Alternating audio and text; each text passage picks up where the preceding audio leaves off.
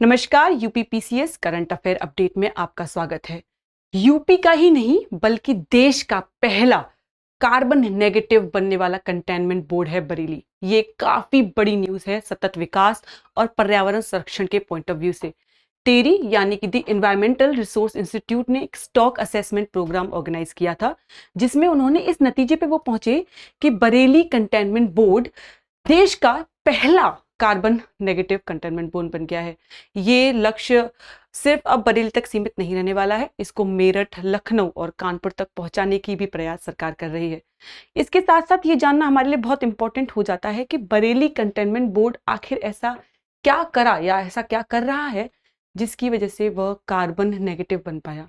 तो टेरी यानी कि द एनवायरमेंटल रिसोर्स इंस्टीट्यूट, जिसके हेडक्वार्टर न्यू दिल्ली यानी कि नई दिल्ली में है, उनके अनुसार बरेली कंटेनमेंट बोर्ड हर साल 60,000 टन तक का कार्बन अब्सॉर्ब करने की क्षमता रखता है।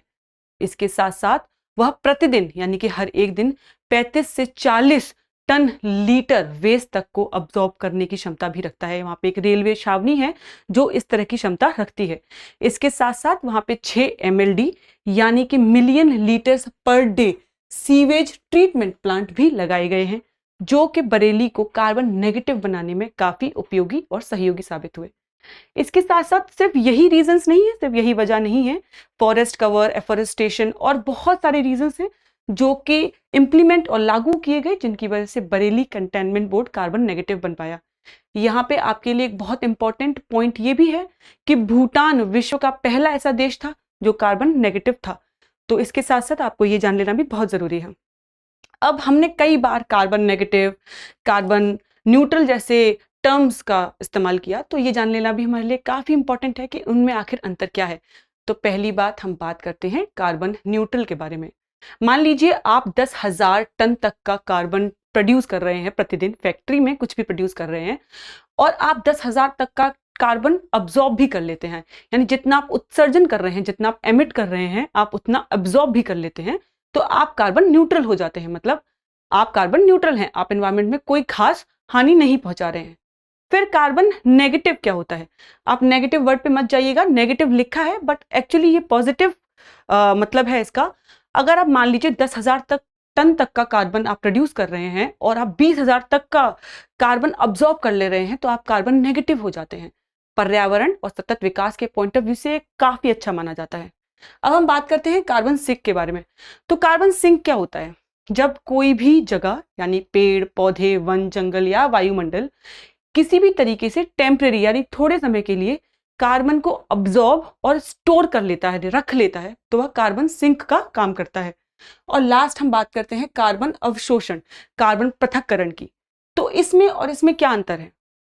कार्बन पृथक्करण वह चीज होती है, यानी वही पौधे, पेड़, वायुमंडल, जो कि लंबे समय तक, सिर्फ थोड़े समय तक नहीं, लंबे समय तक कार्बन को स्टोर कर लेते हैं, बट यह कार्बन को अब्सॉर्ब नहीं कर पाते, सिर्फ कार्बन को कैप्चर करते हैं और स्टोर करके रख लेते हैं। ये सब ही पर्यावरण के पॉइंट ऑफ व्यू से काफी इंपॉर्टेंट है और सतत विकास को पाने में सहयोगी साबित होते हैं। अब हमने कई बार सतत विकास की बात कर ली, तो अब हमारे लिए यह भी जानना बहुत जरूरी हो जाता है कि वह कौन से सस्टेनेबल डेवलपमेंट गोल्स हैं जो बरेली कंटेनमेंट बोर्ड के कार्बन नेगेटिव बनने में सहयोगी रहे। तो पहली बात हम बात करते हैं सतत विकास लक्ष्य 6 की, जो साफ पानी और सैनिटेशन की बात करता है। सतत विकास लक्ष्य 7 साफ बिजली यानी कि ऊर्जा की बात करता है, यानी कि सस्टेनेबल क्लीन एनर्जी की। अब हम बात करते हैं सतत विकास 11 लक्ष्य 11 की, जो सस्टेनेबल सिटीज और कम्युनिकेशन की बात करता है। Sustainable development goal 13 climate action की बात करता है, और यही वो 4 सतत विकास लक्ष्य हैं जिन पे काम करके बरेली कंटेनमेंट बोर्ड इतना बड़ा चीज हासिल कर पाया। अब आपके लिए इस न्यूज के अंत में कुछ प्रश्न हैं, इसका जवाब देने की कोशिश कीजिए। बरेली कार्बन नेगेटिव मॉडल में कार्बन अब्जॉर्प्शन बढ़ाने का मुख्य कारण क्या है? Option A industrial growth, option B green cover और फॉरेस्ट एरिया, ऑप्शन सी अधिक फॉसिल फ्यूल का उपयोग, या ऑप्शन डी प्लास्टिक प्रोडक्शन। आप अपना आंसर कमेंट बॉक्स में लिखिए और इसी तरह और अपडेट्स के लिए देखते रहिए यूपीपीसीएस दृष्टि। धन्यवाद। अब एग्जाम की तैयारी को और बेहतर करने के लिए हमारे चैनल को लाइक, शेयर और सब्सक्राइब करना ना भूलें।